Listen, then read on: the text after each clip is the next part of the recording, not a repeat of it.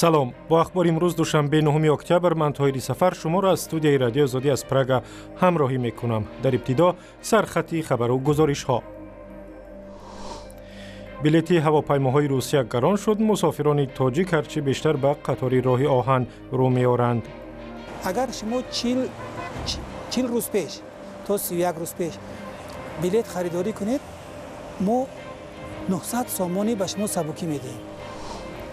мақомот мегӯянд дар сӯхтори бозори азиме дар канори Москав шаҳрвандони Тоҷикистон осеб надиданд, вале молу амволашон нобуд шудааст. тамаҷҷӯӣ аз духтарони тоҷик бо таҳдиди беобрӯ кардани онҳо дар саҳифаҳои порнографӣ. ҷомеаи шаҳрвандӣ мегӯяд мақомот бояд масъаларо ҷиддӣ бигиранд.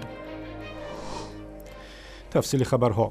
рӯзи якшанбе Нуриддин Раҳмон бародари 67-солаи раиси ҷумҳури Тоҷикистон Эмомалӣ Раҳмонро дар зодгоҳаш дар ноҳияи Данғара ба хок супурданд. Нуриддин Раҳмон ки аз бемории қанд ранҷ мекашид, рӯзи 7 октябр бар асари бемории сактаи қалб даргузашт. дар маросими дафни ӯ хешовандон ва мақомоти расмӣ ҳузур доштанд ва хабарнигорону намояндагони матбуотро ба он ҷо роҳ надоданд. Нуриддин Раҳмон дар тӯли 25 соли раҳбарии бародараш дар Тоҷикистон ҳеҷ мақоми расмӣ надошт, вале бархе мегӯянд, ки ӯ дар таъину интихоби кадрҳо ба мақомоти давлатӣ нақш доштааст. баъди боло рафтани қимати билети ҳавопаймоҳо дар Тоҷикистон, мусофирони зиёде рӯ ба роҳи оҳан оварданд. қаблан қаторҳои Тоҷикистон ба самти Русия нима холӣ мерафтанд. ҳоло ба гуфтаи мақомот рӯзона то 300 нафар бо қатор ба Русия сафар мекунанд. Барот Юсуфӣ ба истгоҳи роҳи оҳан дар Душанбе рафт. афзоиши нархи чиптаи ҳавопаймо дар хатсайри Душанбе Москав шумораи мусофирони қатораҳо дар ин самтро ба маротиб боло бурдааст. масъулини идораи роҳи оҳани Тоҷикистон далели дигари ҷалби таваҷҷӯҳи дубораи мусофирон ба қатораи самти Москавро ироаи тахфиф дар нархи чипта унвон мекунанд. агар шумо 40 рӯз пеш то 31 рӯз пеш билет харидорӣ кунед, мо 900 сомонӣ ба шумо сабукӣ медиҳем. яъне ки агар шумо 21 рӯз пеш билет харидорӣ кунед, мо 700 сомонӣ ба шумо тахфиф пешниҳод мекунем аз нархи умумии билет. ва агар 4 рӯз пеш билет харид, 500 сомонӣ шумо арзонтар метавонед ки билетро дастрас кунед.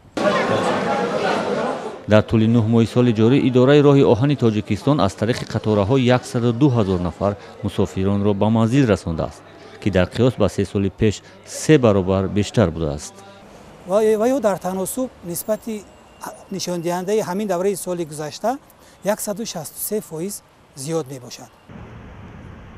дар гузашта мусофирон ба далели азият дидан дар роҳ ба Русия бо қатора кам мерафтанд. ҳоло як сабаби ба қатора рӯ овардани онҳоро метавон тангдастиашон гуфт.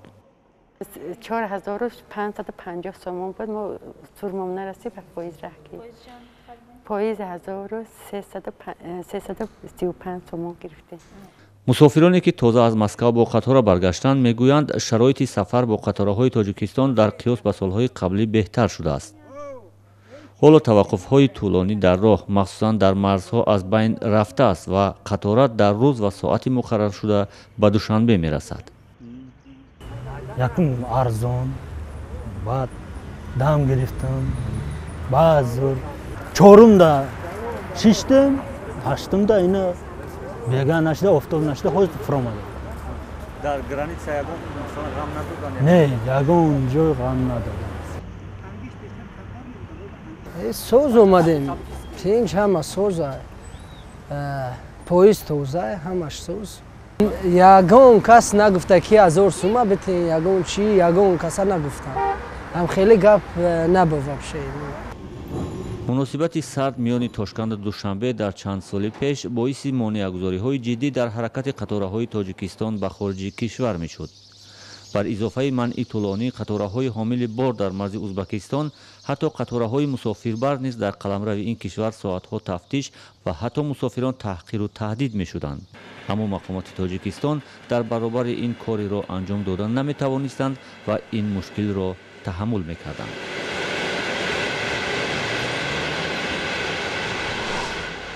رو میاریم به مسائل بین المللی. ترکیه و آمریکا گفتند دادن روادید به شهروندان دو کشور را محدود میکنند. جنجال دیپلماتی بین دو هم پیمان نزدیک در پیمان ناتو بعد از آن سر زد که مقامات ترکیه یک کارمند کنسولگری آمریکا را در انقره دستگیر کردند. جزئیاتی بیشتر در گزارش نوبتی برنامه. در پی ماجرای مربوط به یک خادم اداره کنسولگری ایالات متحده آمریکا در استانبول که اصلا شهروند ترکیه می باشد، ایالات متحده آمریکا و ترکیه تقدیم روادید سفر به کشورهای همدیگر را محدود کردند. مناقشه دیپلماتی روز 8 اکتبر بعد بازداشت خادم کنسولگری آمریکا آغاز یافت. سفارت آمریکا در انقره اظهارات نشر نموده با اشاره به تحولات اخیر گفت که صداقت حکومت ترکیه به تامین امنیت قرارگاهی سفارت و کارمندانش را بار دیگر بررسی می کند. در اظهارات همچنان تاکید شده است که ایالات متحده آمریکا تقدیم روادید سفر به آمریکا را متوقف می کند. حالا سفارت تنها به آنهای روادید می دهد که برای زیستی دائمی به آمریکا سفر می کنند. در پی آن ترکیه اعلام کرد که سفارتش در واشنگتن تقدیم روادید سفر به این کشور را کاملا قطع کرد. ترکیه بر این نظر است که خادم بازداشت شده سفارت ایالات متحده آمریکا با روحانی ترک تبار مقیم آمریکا فتح‌الله گولن ارتباط داشت. ترکیه گولن را به تشکیل آشوب ناکام سال 2016 متهم می کند. واشنگتن در نوبت خود این عیبنامه را بی‌اساس نامیده تاکید کرد که تحولات اخیر بر روابط دو کشور عضو پیمان ناتو و متفق دیرینه لطمه میزند. روابط میان واشنگتن و انقره از زمان به سردی گرایید که ایالات متحده آمریکا به پشتیبانی گروه‌های کردتبار سوریه آغاز کرد. انقره گروه‌های کردتبار سوریه را شاخه حزب منع شده کاری کردستان مینامد که 30 سال این جانب در جنوب و شرق ترکیه آشوب خونین راه اندازی کرده است. مقامات رسمی تاجیکستان میگویند در نتیجه سوختار در یکی از بازارهای بزرگ شهر مسکو هیچ یک از شهروندان تاجیکستان آسیب ندیدند، اما مالکیت چندین نفری آنها سوخته و نابود شده است. در پی سوختار شامی 8 اکتبر در بازار مصالحی ساختمانی سیندیکه شهر مسکو بیش از 10 صاحبکار تاجیک زیان جدی مالی دیدند. زیانی رسیده به صاحبکاران تاجیک تا حال دقیق نیست، اما مطبوعات روسیه خبر داد که طبق حساب پیشکی ضرر سوختار 5 میلیارد روبل را تشکیل می‌دهد.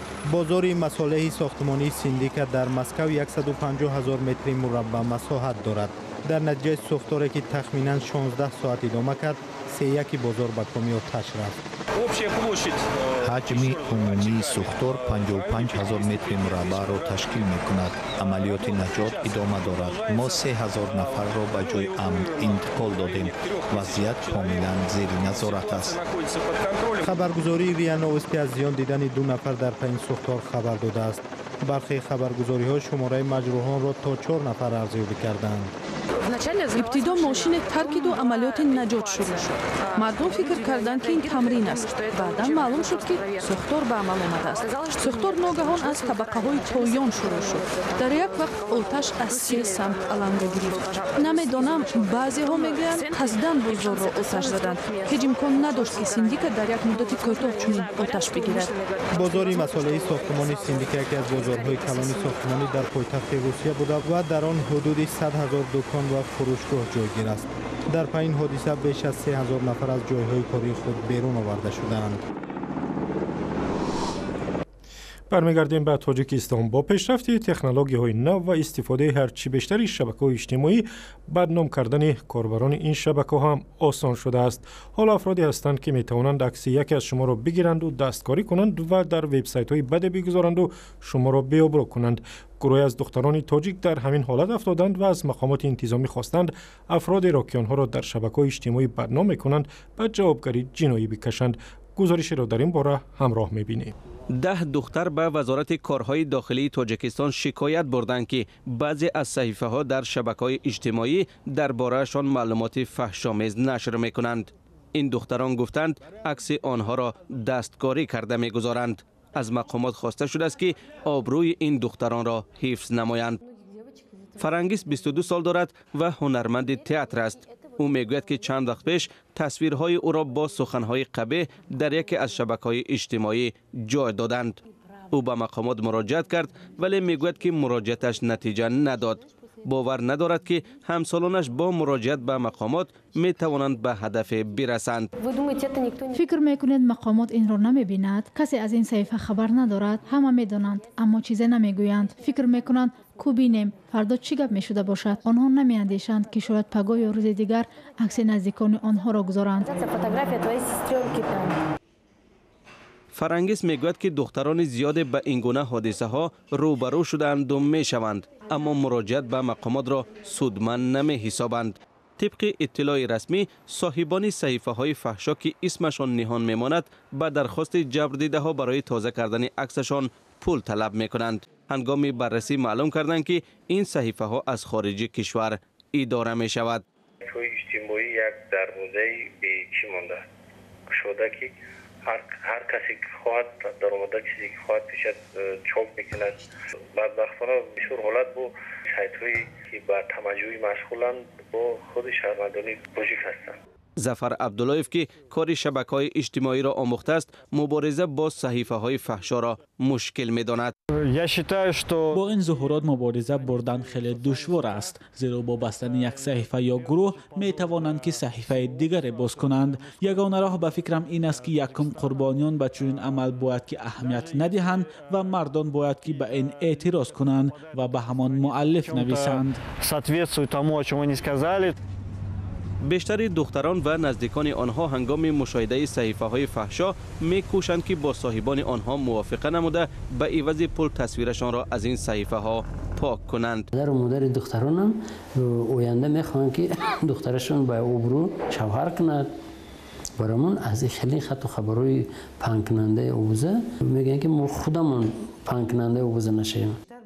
بنیاد جمعیتی تشبث شهروندی سیاست اینترنت حالا طرح قانون درباره داده‌های شخصی در شبکه‌های اجتماعی را تهیه دارد که به قول این سازمان نارسایی‌های موجود را اصلاح خواهد کرد.